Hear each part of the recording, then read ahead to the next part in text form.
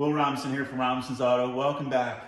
We have this 2011 Honda Pilot here. We just got done diagnosing it, for the most part, to a misfire on cylinder number 1, which ended up being a foul plug, and we moved it around and then the misfire followed.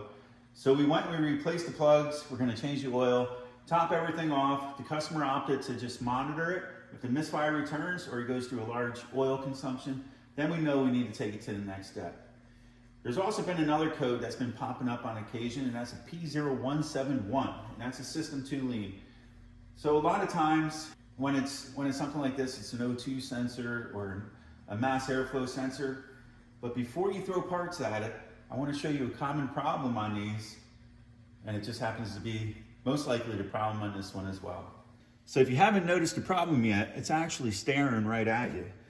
So if you start here from the air box, you have air coming in, it's going through your air filter. You have your mass airflow sensor, that's monitoring the amount of air that's flowing through your intake into the intake manifold and being distributed. So what can potentially happen is if you have an air leak anywhere past this mass airflow sensor, it's what they call unmetered air, and it's not accounting for it. So as we were replacing the plugs, Sean actually looked over and jumped back because he had this big old gaping hole staring at him. And we were like, well, there's your problem. So we're gonna go in here. We called the customer. I ordered a new intake hose, so we're gonna replace the hose for him. But this will most likely take care of his P0171. Oh no, we're busted.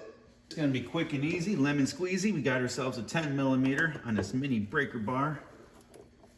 Take and loosen both of these up.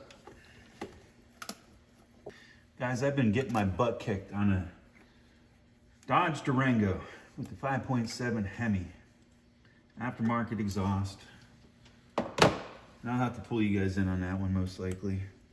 But I'd like to get it resolved for the customer, but we won't spend too much time talking on that right now.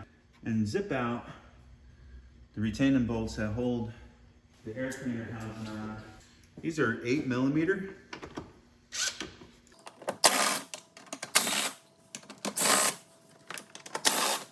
That'll allow us to pop this out of the way.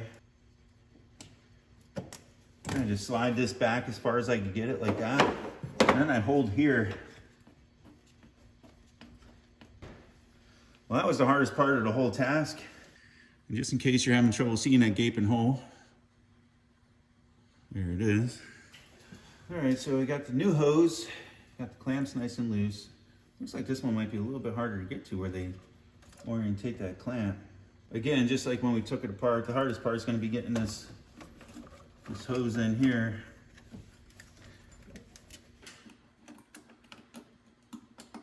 Once you get that all slipped together, might not be a bad time to clean your mass airflow.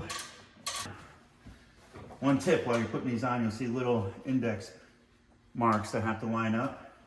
Line them up now because these things are a bear, they're tight. I'm just going to tighten all these up, tighten the clamps up, plug everything back in.